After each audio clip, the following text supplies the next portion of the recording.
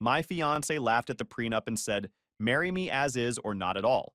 I calmly replied, "Okay." Then I canceled everything. She found out at her final dress fitting when no one was there. Hey Reddit, I was sitting in my garage with a cold drink and my dog, listening to voicemail number 6 from my ex-fiancée Courtney. Each one's angrier than the last. The threats are getting creative now. Something about her dad's lawyers making my life miserable. Something about how I'll regret this forever. Good luck with that, sweetheart. I had a bottle of fish bait oil on the shelf next to the cooler because my dog goes absolutely feral for anything that smells like tuna. Great for training treats, terrible for everything else. Stuff smells like a pier at low tide. This whole situation detonated about 10 months ago, and I'm still kind of amazed at how fast 2 years can collapse when someone finally shows you who they've been the whole time. Monday night, I was going over parts invoices for a custom LS swap we had coming in when my attorney called. She handles all my business contracts. Sharp, efficient, bills by the minute, and earns every cent. Clay, prenup's ready. Standard protection package, your business assets, the house, premarital investments. Clean and fair, everything we discussed. Little backstory. I, 37 male, and Courtney, 29 female, had been engaged for about 8 months at that point.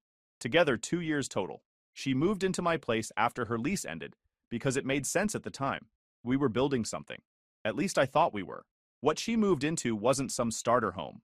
I own Apex Performance, custom automotive builds, performance upgrades, restoration. Started it 13 years ago with a maxed credit card, a rented bay in someone else's shop, and that broke guy hunger. First 2 years I was sleeping on a cot in the back, showering at the gym, eating gas station burritos because clients paid net 60 and rent was due now. Now, companies valued around $1.8 million, 8 full-time techs, 2 locations, main shop, plus the paint and bodybuilding I added 3 years ago. Equipment worth more than most people's houses, plus my place.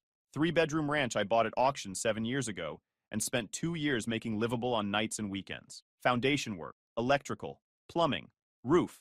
Did about 60% of it myself. Plus investments I've been stacking since I figured out that compound interest is basically free money if you're patient enough. My old man showed me the math when I was 19, sitting at the kitchen table with a calculator and a yellow legal pad. Clay, every dollar you put away now is worth $5 when you're 60. Start early or start never.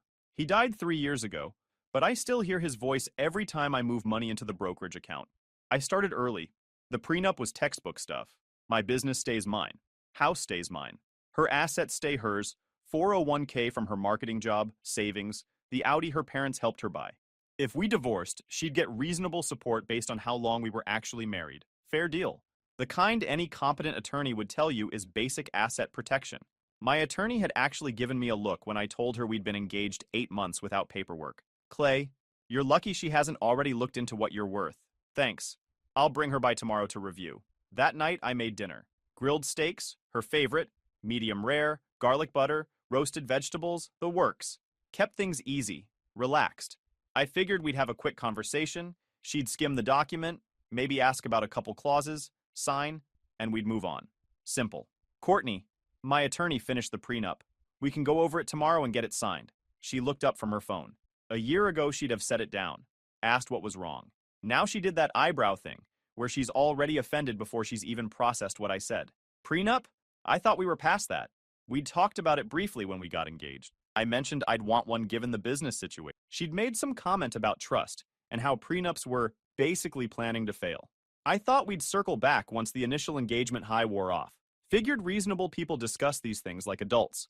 She thought circling back meant I'd eventually cave, like I apparently always did. We discussed it. I never said we'd skip it. My business needs protection. It's smart planning. Her face changed. Not confused. Annoyed. Like I'd asked her to take out the garbage during her favorite show. Like my 13 years of work were an inconvenience to her evening. Clay, I'm not signing anything that screws me over if we divorce. That's not what it does. It protects what we each brought to the marriage. You should actually read it before. I don't need to read it. I'm not signing. First red flag. When someone won't even look at the document, they're not interested in fair. They're interested in maximum. They've already done the math in their head. Half of one. 8 million is a lot better than whatever they could build themselves. But I stayed calm. Courtney, this isn't negotiable. I won't marry without asset protection. She laughed. Not the laugh I fell for at that mutual friend's barbecue 2 years ago. The kind of laugh that says you're the dumbest person in the room. Asset protection. From me. That's actually insulting, Clay. It's business, not personal. Marriage is personal. God, you're so transactional sometimes. She stood up, hands on hips. That pose she does when she thinks she's already won. I'd seen it 100 times over 2 years. Arguments about where to eat, whether her mom could extend her visit by another week, whether we really needed to spend another weekend with my friends instead of hers. Usually I'd compromise on the small stuff just to keep peace. This wasn't small stuff. Here's the deal, she said, voice full of that I always get my way energy. You either marry me as is or not at all. No prenup, no contracts, no lawyers, just us. Take it or leave it. The ultimatum hung there. 2 years together, 8 months engaged, 30 grand in wedding deposits. And she was showing me exactly who she'd been the whole time. Not the woman who laughed at my jokes or brought me coffee when I was working late on estimates. The woman who believed my life's work should automatically become half hers the moment she said, I do. Okay, I said. She smiled. That triumphant little smirk she gets when she thinks she's won. Good. I'm glad you finally... No. Okay, as in not at all. The smile dropped so fast you'd think I slapped it off. What? You gave me 2 options. I'm picking the second one. Clay, you're not calling off our wedding over a stupid contract. I'm not calling it off over a contract. I'm calling it off because you just told me you think marriage means automatic access to everything I built before I met you. That's not partnership, Courtney. That's a business acquisition. She stared at me. For a second, something real crossed her face. Loss. Maybe fear. Then the walls went up. Tears or anger? Double down or retreat? You're serious. Completely. Fine. Sleep on it. You'll come around. She went upstairs. Door slammed hard enough to knock a picture crooked in the hallway. I heard her pacing back and forth, then her muffled voice on the phone with someone. Her sister, probably, crafting the narrative. Poor Courtney. Engaged to a monster who cares more about money than love. I didn't sleep on it. Didn't need to. Called my attorney at 9:12 p.m. She picked up on the second ring. It's Clay. Kill the prenup drafting. Engagement's off. Pause. Clay, you sure? People get emotional about prenups. Maybe give her time to... She laughed at it. Gave me an ultimatum. I'm taking door number 2. Longer pause. Understood. Files closed. Call me if anything changes. Nothing was changing. Next call. The wedding planner. 7 weeks out. 30 grand already spent. A fact Courtney never seemed concerned about since I was writing the checks. This is Clay. I need to cancel the wedding. All of it. Oh my God. The wedding is in 7 weeks. We just finalized the seating chart yesterday. The caterer needs final numbers by Friday. Engagement's off. Cancel all vendors, all arrangements, everything. Send me the breakdown of cancellation fees. This will be expensive. Cancellation fees, non-refundable deposits, venues with strict policies, probably 24, maybe 25,000 total. Maybe more depending on how the farmhouse handles it. They've got a 30-day clause. 24 grand. That number should have made me sick. Instead, it felt like the cheapest insurance policy I'd ever buy. Do the math. Half of 1.8 million versus 24,000? Not even close. Do it. Cancel everything. What about Courtney? Shouldn't she be involved in... Courtney made her decision. I'm making mine. I spent the next 3 hours systematically tearing down 6 months of planning. Every call, same script. This is Clay. The July 12th wedding is canceled. Please confirm cancellation fees in writing. Photographer, $1,800 deposit, gone. She said we'd seemed like such a happy couple at the engagement shoot. Caterer, $7,500 for prime rib, premium beverage service, late night slider station. Courtney had insisted our guests deserved the best. Funny how generous people can be with money that isn't theirs. The venue hit hardest. 12 grand for a renovated farmhouse 40 minutes outside the city. Courtney had literally cried when she saw it. Said it was everything she'd dreamed of since she was a little girl. I'd written the check without thinking because I wanted to give her that dream. Now it was a line item on a spreadsheet. By 1 a.m., I had a spreadsheet. $24,847 in sunk costs, broken down by vendor, cancellation policy, amount forfeited, and confirmation email timestamp. I saved the file as cheaplesson.xlsx because sometimes you have to laugh. Tuesday morning, Courtney came downstairs in full makeup, wearing that sundress she knows I like. The whole production. Morning, babe. I made coffee.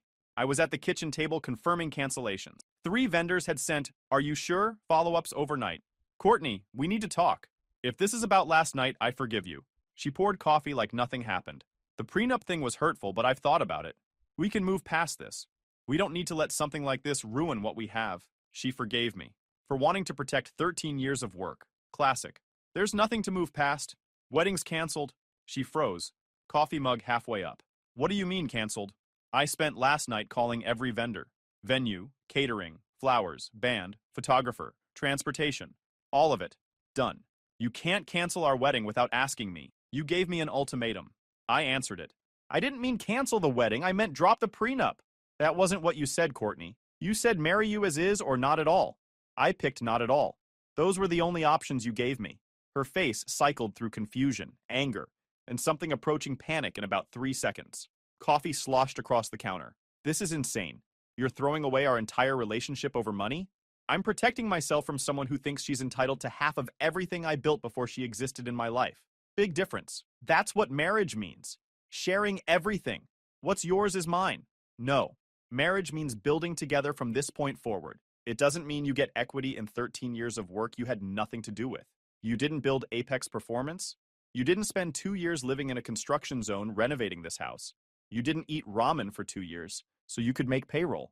I supported you emotionally for 2 years, not 13. And emotional support doesn't come with stock options. She started crying. Real tears streaming down her face, smearing that careful makeup.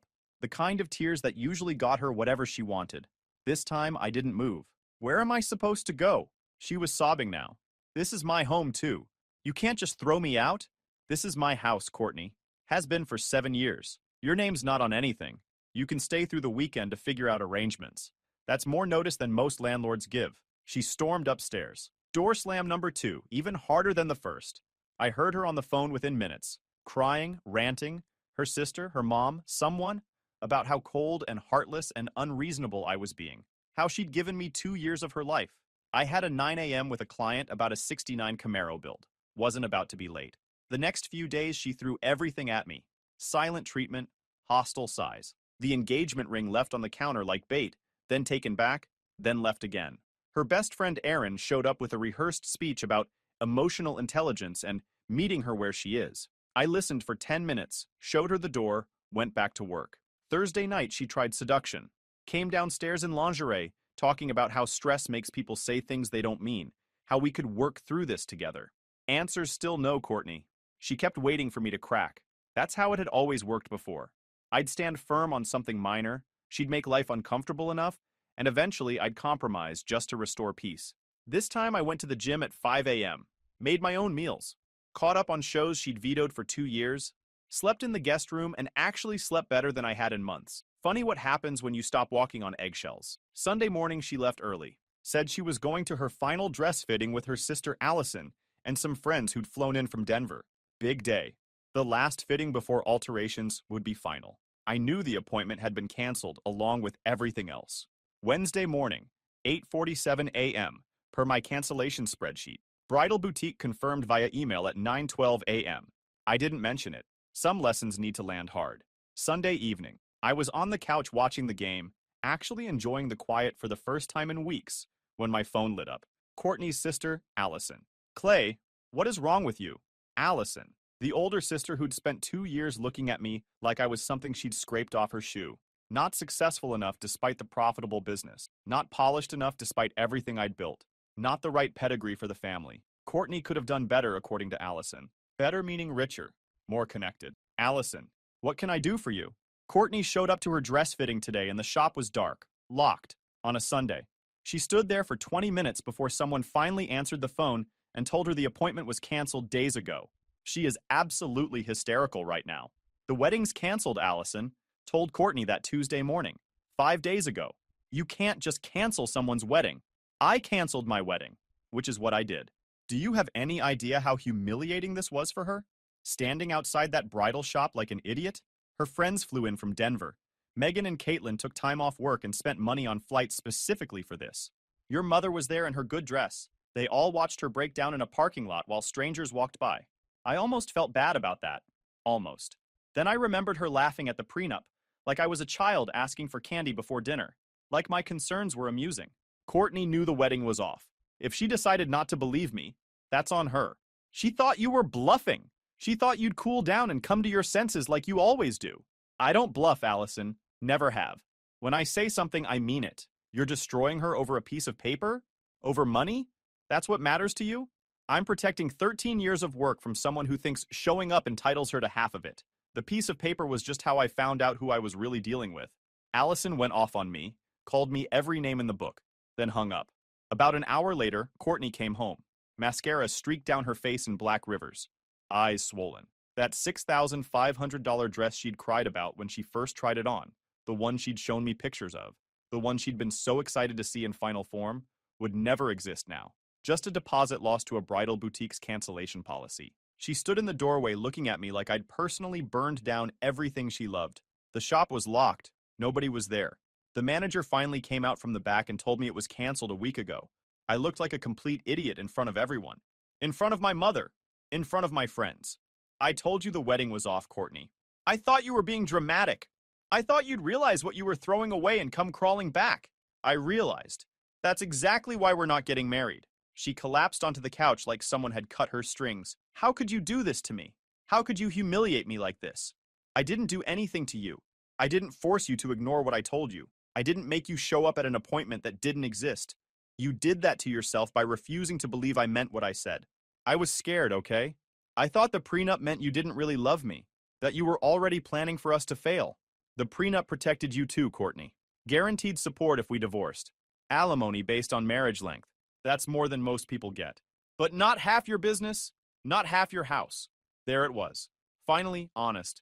No, not half of things you had nothing to do with building. That was never on the table. So I was supposed to just trust you? Trust that you'd take care of me? The prenup was how I was going to take care of you. Clear terms, legal guarantees, protection for both of us. But you didn't want protection. You wanted ownership. She didn't have an answer for that. Just sat there crying while I finished watching the game.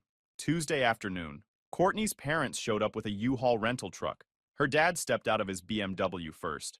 Expensive golf shirt, country club tan, the look of a man who thinks money makes him intimidating. Puffed chest, hard eyes, the whole display. Old family wealth, investment properties, a consulting firm with his name on the letterhead, the kind of money that's been around long enough to think it's actually earned. Clay, we need to talk. What's on your mind? You're making a huge mistake. Courtney's a good woman. You won't find better. She might be a good woman for someone, just not for me. You're throwing away something special over greed, over money.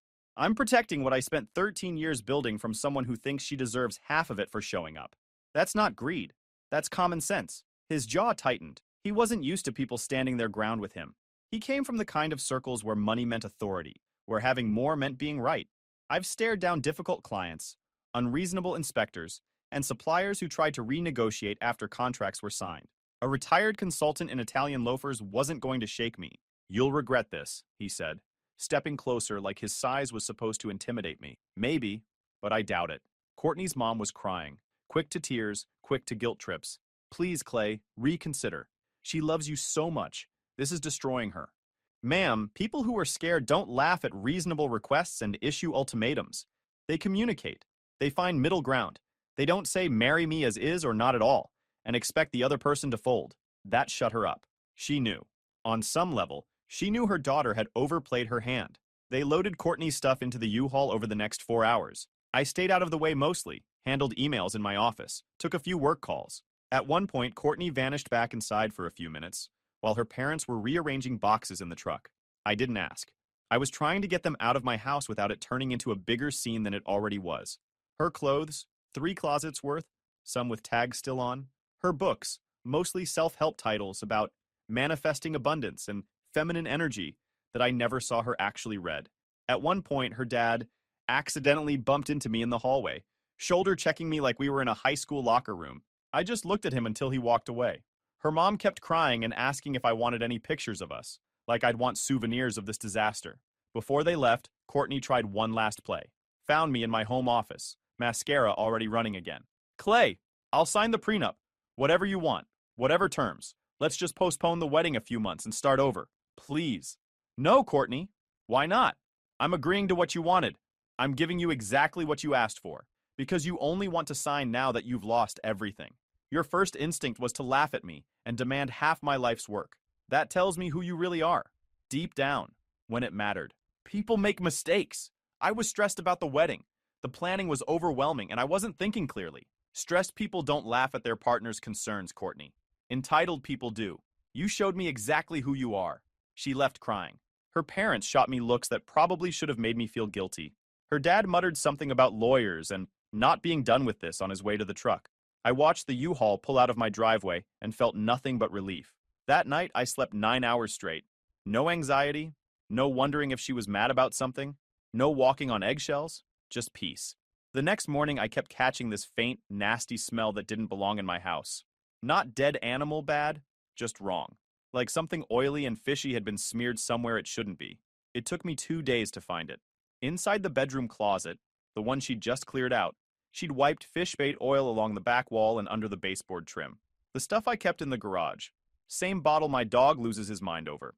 I had to scrub the wall down with industrial degreaser and repaint the whole closet. Took an afternoon and about $40 in supplies. What made it almost funny was realizing she must have packed right after. Because whatever she'd done, it wasn't just contained to my house. A couple of her garment bags she'd left behind in the rush. Stuff she told her dad to come back for, reeked. The oil had gotten on the bags while they were still hanging there.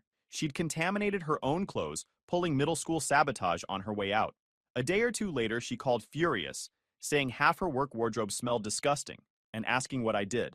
I told her I didn't touch her stuff. If her clothes smelled like fish, it probably had something to do with whatever stunt she pulled in my closet on moving day. Maybe next time don't do your packing right after playing amateur vandal. She hung up. 2 weeks of quiet. I figured the drama was over. Courtney was gone. The wedding was dead. I'd taken my losses and moved on. Started thinking about finally redoing the master bathroom since I didn't have to worry about her opinions on tile colors anymore. Then my bank's fraud department called and blew everything wide open. Sir, this is First Regional Security. We need to discuss some unusual activity on your accounts. My stomach dropped. What kind of activity? Someone attempted to add an authorized user to your business checking account approximately 3 weeks ago. The request was submitted online using your login credential, but our security system flagged it because the IP address didn't match your usual devices. 3 weeks ago, Courtney was still living in my house 3 weeks ago, still playing the loving fiancé while apparently trying to get her hands on my money behind my back. Who was the attempted authorized user? Courtney. My blood ran cold. What exactly did she access? Our logs show she had partial account access for roughly 5 hours before our fraud detection locked the account. She viewed balances across all linked accounts, business checking, business savings, your personal accounts. She downloaded transaction histories going back 2 years. And she attempted to initiate a wire transfer of $12,000 to an external account. The transfer was blocked by our large transaction hold policy. Anything over $8,000 requires phone verification for completion. 12 grand. She tried to steal $12,000 from my business account while I was sleeping. While I was down the hall, 20 feet away, thinking we were just having a rough patch. I'm coming in. Today. Right now. I was at the bank within the hour. The fraud specialist, a severe-looking woman in her 50s who'd probably seen every scam in the book, walked me through the access logs in a private office.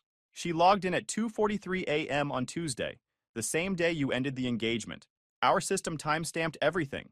That would be approximately 6 hours after your disagreement about the prenuptial agreement, based on the timeline you've described, the night of the ultimatum. While I was sleeping, she was already trying to rob me. The timestamp kept repeating in my head. 2:43 a.m. I was probably in REM sleep while she was browsing my account balances. She spent 4 hours going through your accounts systematically, very methodical. First, she checked balances across all linked accounts. Then she downloaded transaction statements. Our records show PDF exports at 3:17, 3:24, 3:31, and 3:45 a.m. Then she started mapping patterns. When deposits hit, when payments clear, which accounts have the most liquidity. She even exported a list of your largest clients and their payment schedules. This wasn't casual browsing. This was reconnaissance. Unbelievable. At 5:51 a.m., she searched how to add authorized user using your saved browser session. At 6:08 a.m., she attempted to add herself as an authorized signer on the business checking. That request failed because it requires in-person verification with 2 forms of ID. Then at 6:17 a.m., she attempted the wire transfer. She even wrote deposit refund in the memo line, probably hoping it would slip through if anyone glanced at it. To where? An account at Community First Credit Union across town. We traced it. Account was opened 4 days before the attempted transfer. Her name only. No other signers. She'd planned it. This wasn't some emotional impulse. Getting mad and doing something stupid in the heat of the moment. She'd opened the receiving account before she ever gave me that ultimatum. She was going to take my money whether I married her or not. Sir, this is textbook wire fraud. Federal crime. You need to file a police report immediately. I called my attorney from the bank parking lot, hands shaking, half angry, half vindicated. It's Clay. Courtney tried to steal 12 grand from my business account while she was living in my house. Pause. Clay, that's a felony. Actual federal charges. Prison time. Are you absolutely sure you want to pursue this? She tried to rob me while I was asleep 20 feet away. Yeah, I'm sure. The police report took 3 hours. The detective handling white-collar crimes was a stocky guy with a methodical approach and the vibe of a guy who'd seen every scam in the book. Any idea how she obtained your login credentials? She lived with me. I worked from home evenings sometimes, logged into accounts with her in the room. She does digital marketing, understands systems, would know what to look for. Probably watched me type passwords a few times. The attempted wire transfer and the pre-established receiving account suggest significant premeditation. This wasn't a moment of weakness. No, she opened that account 4 days before she gave me the ultimatum. Before we even fought, she'd already decided to take whatever she could get. The detective nodded, making notes. We'll investigate thoroughly. Subpoena the bank records, trace the IP addresses, document the complete timeline. If the evidence supports charges, and from what you're describing, it sounds like it will, we'll issue a warrant. I added the closet cleaning receipt to the same folder as the bank logs. $43 for degreaser, primer, and paint. I like patterns. Courts like patterns too. Word travels in small legal circles. Week after I filed the police report, Courtney called. Clay, I heard you went to the police. What are you doing? Reporting a crime. There was some mix-up with account access. A misunderstanding. You broke into my accounts and tried to steal $12,000. There's no misunderstanding. I wasn't going to keep it. I was proving a point. What point? That you could take my money whenever you wanted? That you were hiding assets from me? I had a right to know what I was agreeing to.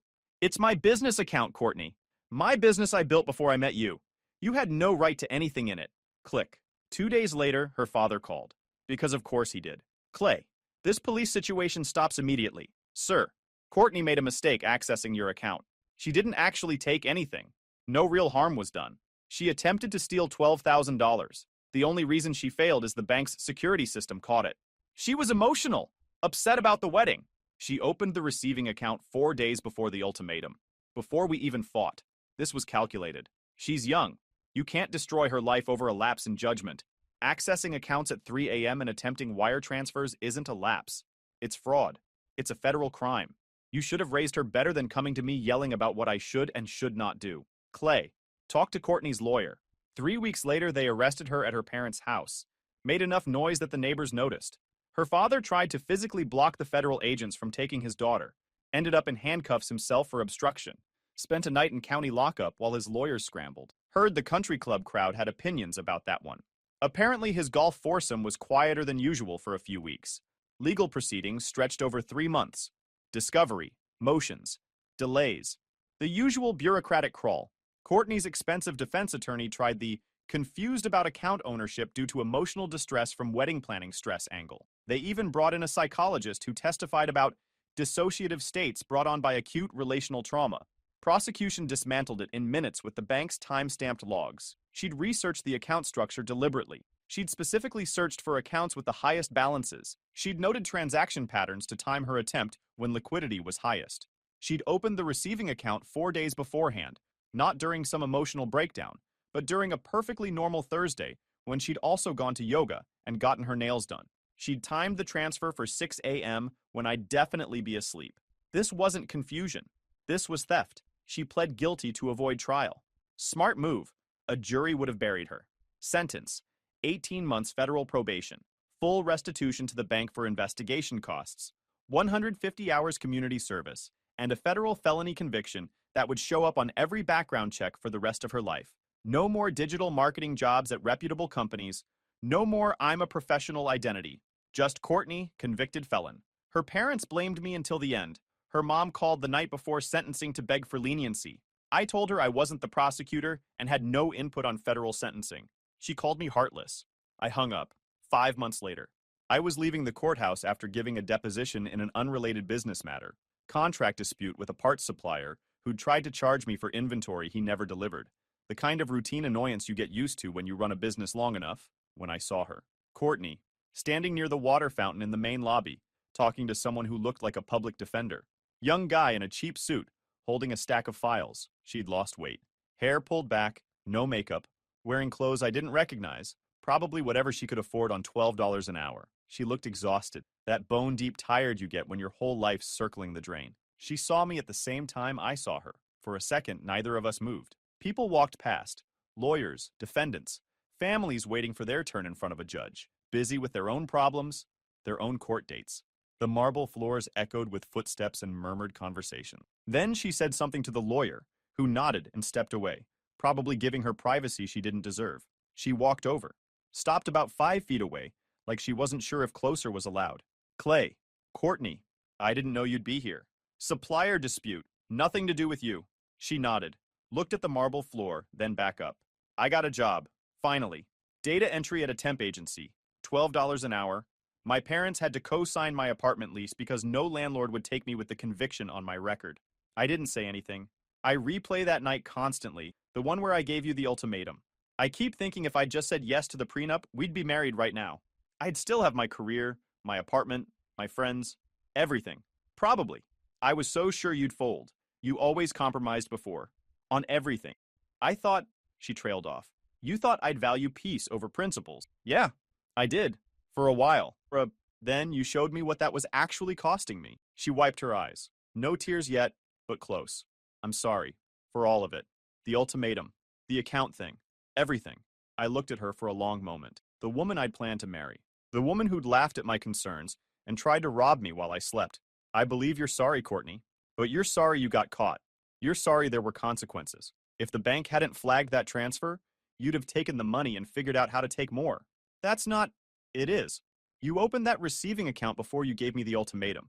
You'd already decided to steal from me. The prenup fight was just you testing whether you could get it legally instead. She didn't deny it. Couldn't. The timeline was in the court records. I loved you, she said quietly. Save it, baby girl. Her lawyer was gesturing from across the lobby. Time's up. I have to go. Probation check-in. Good luck with that. She hesitated like she wanted to say something else, then turned and walked away. I watched her go. Didn't feel triumph. Didn't feel satisfaction. Didn't feel much of anything except finished. Maybe a little tired. Maybe a little older than I was 10 months ago. I got in my truck and drove to the shop. Work to do. Guys, we are so close to hit 100,000 subscribers on this channel. If you are not subscribed to the channel, please consider subscribing. It really helps hit that 100,000 mark. Thanks for making this dream come true.